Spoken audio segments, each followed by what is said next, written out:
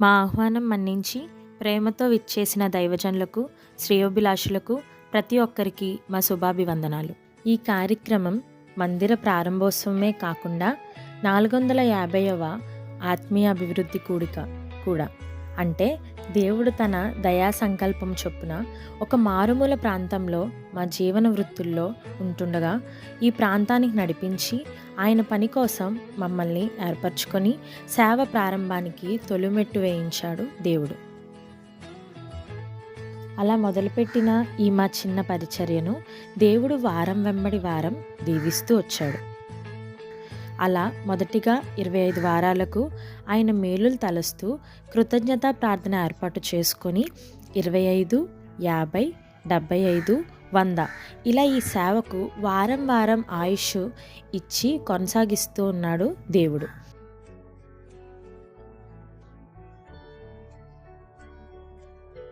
వాటిని లెక్కిస్తూ 450 వారాలు అంటే 9 సంవత్సరాలు సేవ జీవితానికి దేవుడు మమ్మల్ని చేర్చాడు. ఈ ఆత్మీయ ప్రార్థనా గోపురానికి దేవుడు తోడై ఉండి 450వ వారానికి మందిరం ప్రారంభించుకునేలాగున చేశాడు.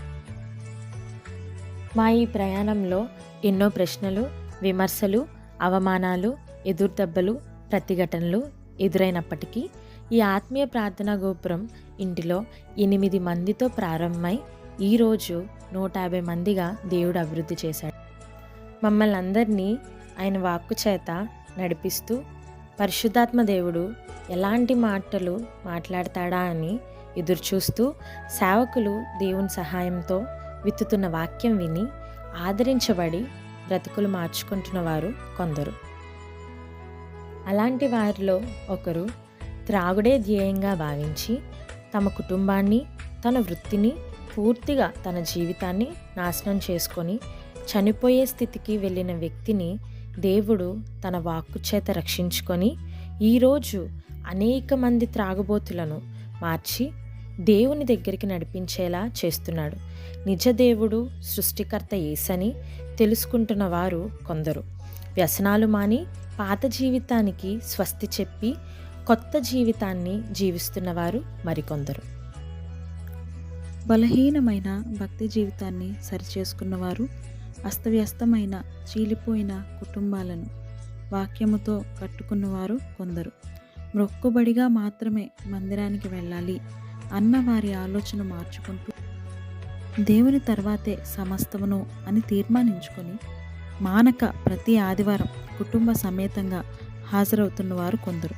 వాక్యానికి లోబడి వ్యక్తిగత, కుటుంబ జీవితాలను సరిదిద్దుకుంటూ సంఘ క్షేమం కోసం ఇతరుల కొరకు ప్రార్థనా సహకారం అందించడంలోనూ వారి జీవితాలని సమర్పించుకున్న వారు కొందరు. అందరం కలిసి ఆయన హస్తాల సహాయంతో నేటికి ఇలా నిలబడ్డాం, ప్రయాణిస్తున్నాం.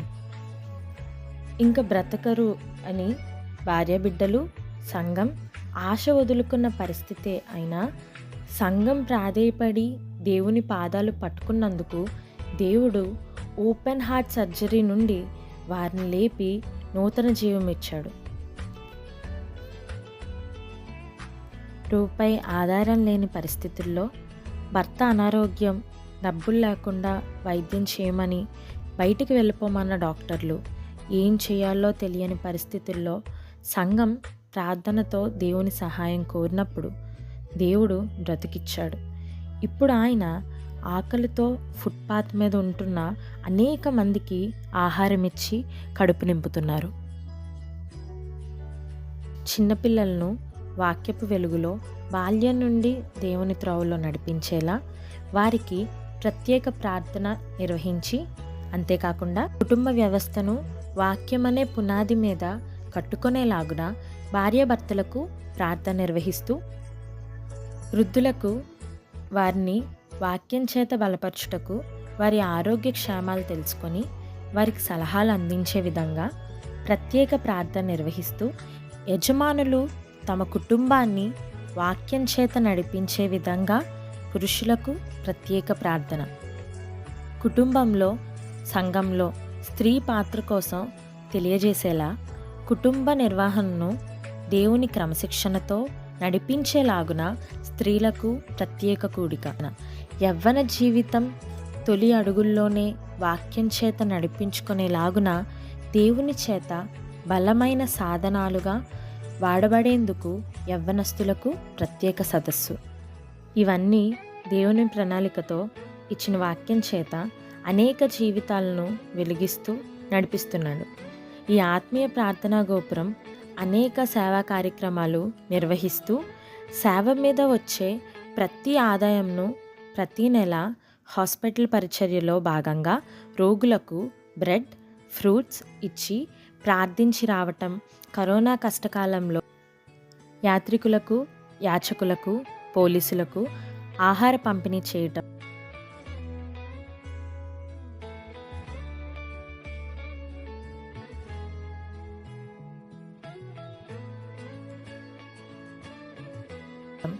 ఇంటివారి అవసరాన్ని గుర్తించి వారికి సహాయం అందించి, సంఘంలో ఎవరైనా మరణిస్తే సంఘంలో ఒక దాత మరణించిన వారికి సమాధి పెట్టి ఇవ్వగా సంఘం వారి కుటుంబానికి భోజనాలు మరియు వారి అవసరాలకు సహాయం అందిస్తుంది.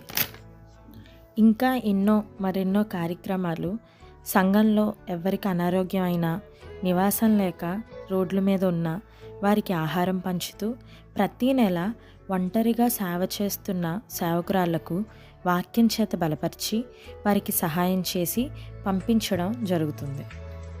ఇలా ఎన్నో కార్యక్రమాలు దేవుడు ఇంటిలో నుండి ప్రారంభించి స్థిరమైన నివాసం లేక టెంట్ క్రింద వర్షమైనా, ఎండైనా, ఎలాంటి వాతావరణమైనా స్థిరంగా కదలకుండా దేవుణ్ణి ఆరాధించి విశ్వాసంలోనికి దేవుడు సంఘాన్ని నడిపిస్తున్నాడు.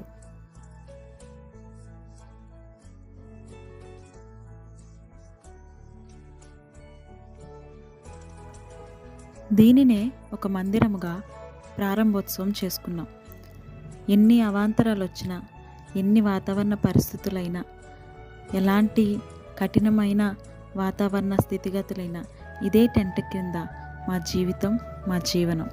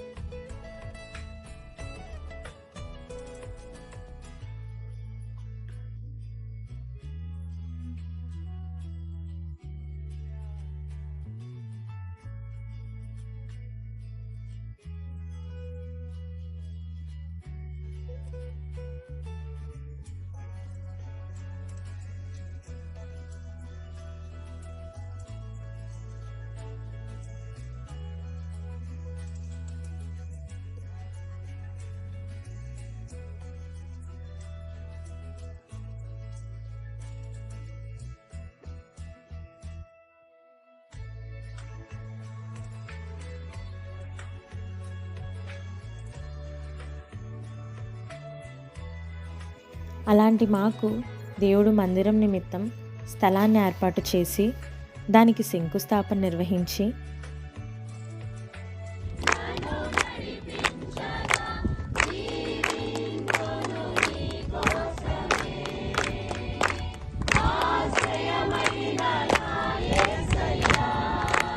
పనులు మొదలుపెట్టిన రోజు నుండి ఇప్పటి వరకు ప్రతి ఒక్కరం మందిరం స్థలంకి వెళ్ళి ప్రార్థన చేస్తూ మందిరాన్ని దేవుడు తన కృపతో అంచెలంచెలుగా పైకి లేపుతూ ఈరోజు ఈ స్థానానికి దేవుడు మమ్మల్ని అందరినీ చేర్చాడు.